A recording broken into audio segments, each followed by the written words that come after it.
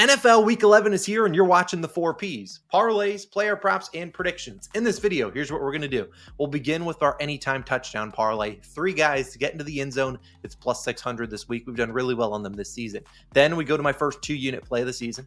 Then we go into another player prop. Then we wrap up the video with a same game parlay, all for NFL Sunday Week 11. If you are new, my name is Austin. Thank you guys for tuning in. Do me a favor, like and subscribe. We'll begin with a recap of how we did on Thursday Night Football. Not our greatest day. It was actually an 0-2 day, losing 1.5 units. Devontae Smith just didn't get anything going. A big Saquon Barkley day. And then we had 1+ pass and rush touchdown for each of the teams. The Eagles did not give us a passing touchdown. So 0-2 start. Not how we wanted to start the week, but hey, we got a lot of picks coming inbound on Sunday, and we're going to dive into all of them in just one moment. Let's try to sweep the board. We're due a massive week. We've just kind of been on a treadmill the last 2 or 3 weeks. This could be the week. Last year around this time, we kind of went onto a heater and made 20, 25 units the rest of the season.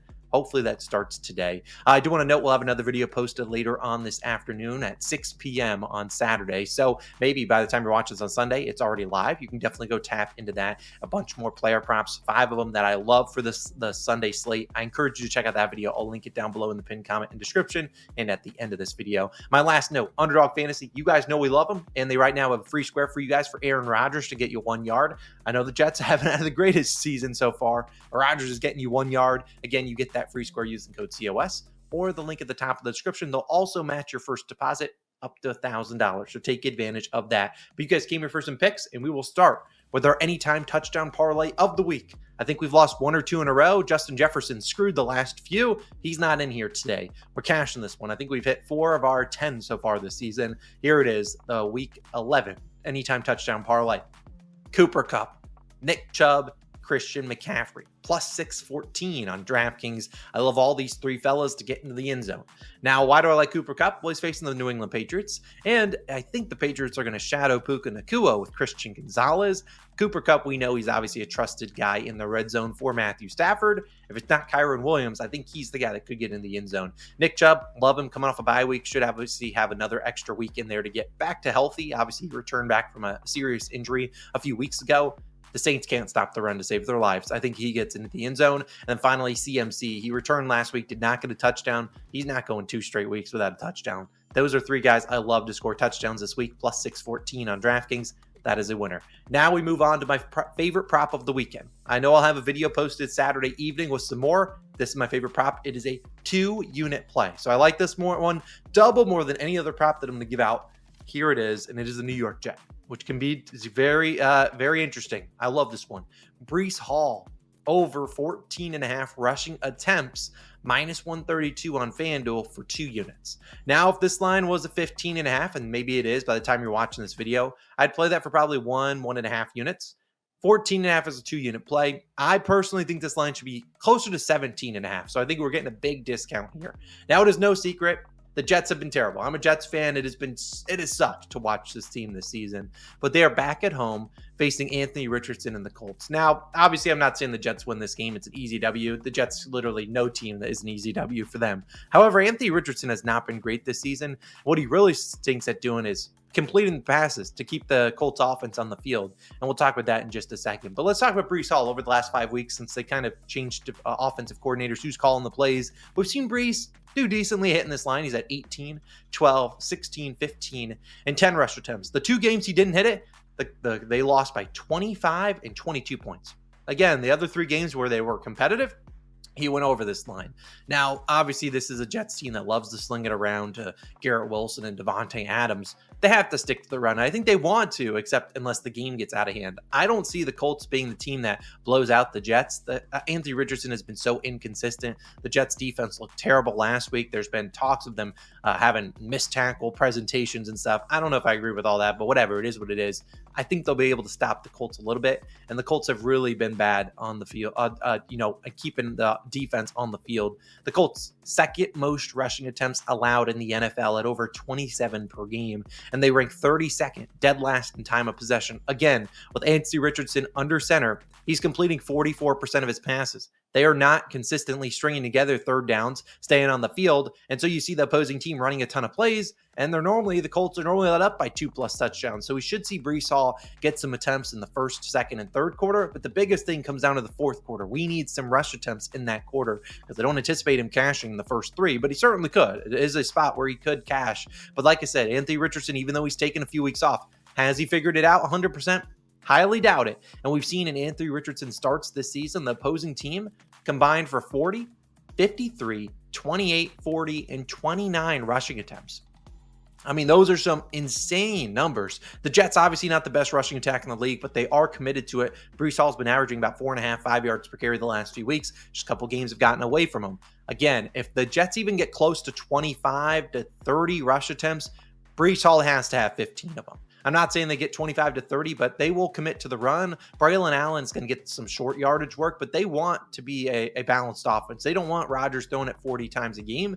This feels like a great spot for Breece Hall to get some attempts. I like his yards too, but I like the attempts even more. At 14.5, I don't necessarily know if he breaks off any big runs, but we don't want any big runs, honestly, here. We kind of want those 5-6 yards per carry. Give it to him on second down. Give it to him on third down. I really like Breece Hall over in rush attempts at 14.5. A little juiced at -132. That's a 2-unit play. My second play in this video is going to be another running back. He returned back from injury last week. Decent week, but I like him to burst off into a big way. It's Christian McCaffrey. Over 78.5 rushing yards, -110 on BetMGM, just a 1-unit play. Again, Breece Hall, 2 units. It's just a 1-unit play. I honestly was going to take him for 100+ yards, but that's only about +180, +200. You can go there. It's not easy to get to 100 yards. Christian McCaffrey, if there were guys to make it easy, he would be one of them up in that top echelon. But I love the spot for him back at home against the Seattle Seahawks. Now, McCaffrey, like I said, returned last week, but it was a tough matchup against the Buccaneers, tough rush defense. But what I love to see, 88% of the snaps. So even though you're like, oh, will he play a full workload? Yeah, he got everything. And he had 13 carries for only 39 yards, 6 receptions for 68 yards. So obviously he was used heavily in the receiving game, which is where CMC can get his work. And you could go to the rushing and receiving yards line here if you want to, but I like the rushing a lot more. I like the upside there. And he has absolutely dominated the Seahawks. Now, he dominated them as a Carolina Panther, but obviously I don't want to look at stats from when he was in his second year in the league. And his 3 games for Seattle as a member of the 49ers, CMC, 108, 114 and 145 rush yards on 26, 19, and 16 rushing attempts. His rush attempts line this week sitting about 17.5. So again, right in that line of 19 and 16 when he's going above 100+. I mean, this is just a solid matchup for him. The Seahawks have struggled, and while he wasn't healthy in their first matchup this season, in that matchup back in week 6, they ran for 228 yards. That was the game Jordan Mason got injured in. We lost a ladder challenge because of that, and his backup came in and ran for 100. I think he had 99. Last week, like I said, not a great matchup for him, but since the start of last year, when CMC has seen 15 or more rush attempts, he's over this line in 10 of 12 games, and he's at 90 or more in 8 of those 12. So again, clearing this number pretty convincingly. Seattle, second most rush yards per game at over 123 to running backs, 5 yards per carry, 4th highest. Again, last week they couldn't get much going on the ground. It was a lot of Brock Purdy. He threw for 350 yards. This week feels like a great spot for CMC to get going in this offensive line to kind of figure it out. I know the offensive line's really good last week against Vita Vea. Buccaneers, very tough rush defense. I think this is a great spot to back him. So I love Christian McCaffrey. Love his over in yards, 78.5. I'd play it up to like 82, 83.5. I think he could easily go for 100+. CMC, we're rooting on you for a big day. And then my final play of the day will be the Lions same game parlay of the week. Last year, 10-1 on the Lions SGPs. They were a moneymaker for us, a big reason we turned our season positive after really having a bad start through like week 10. Last week, I think this year we're 3-2 on Lions SGPs. Last week we lost because we needed Joe Mixon to get 50 yards. If I told you had 25 carries, would you have been like, yeah, he probably gets 50? No, he finished 4 yards short. This week I'm keeping it simple. 2 Lions RBs. Jahmyr Gibbs, 40 rush yards. David Montgomery, 40 rush yards. This is -126 on FanDuel, 40+ a pop from the 2 Lions running backs. I love this one. I'm not going to overcomplicate it. Obviously, Jared Goff coming off that 5-interception game. Do we want them to throw it a little bit more? Maybe a little bit. But again, this should be a great spot for them to get back to pounding the rock, especially as 13.5-point favorites. And we've talked about these two before. Gibbs, 40 rush yards, feels like a free square. He's done that in all 9 games this season. Montgomery's the one it likely comes down to. He has 40 rush yards in only 5 of 9 games. Now, Montgomery might be a little bit skeptical of him.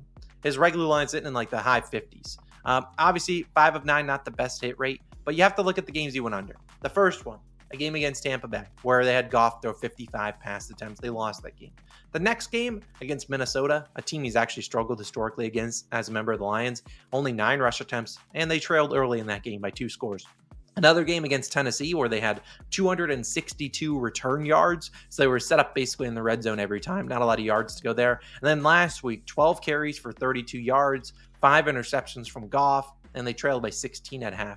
So all of them, in my opinion, have been a little bit random in terms of the games he has not gone over. This feels like a great spot against the Jaguars offense that sucks with Mac Jones under center. His rush attempts lines in at 13.5 with Jahmyr Gibbs. I think it's a great spot. The last 3 weeks, the Jaguars have allowed 144, 168, and 148 rushing yards. If they give up even close to above 120, you'd imagine Gibbs has the large majority of that, but I think Montgomery still gets those rush yards too. Their pass rush has actually been pretty decent as well. So expect them to lean on the run here, especially coming off that 5 interception game back at home. Should be a great spot to get Montgomery and Gibbs going. I love both of them for 40 rush yards. I think this is a free winner for the SGP. The Lions SGPs are going to get back in the win column. They're going to go on a heater the rest of the season. I love these two. They're both getting 40 rush yards on Sunday. So again, I like that 2-leg SGP. Those are my favorite picks though. I'm going to keep it simple. We have the 2-leg Lions SGP for 1 unit. We have Christian McCaffrey's over in rush yards for 1 unit. We have Breece Hall's over in rush attempts for 2 units. And then we have our anytime touchdown parlay,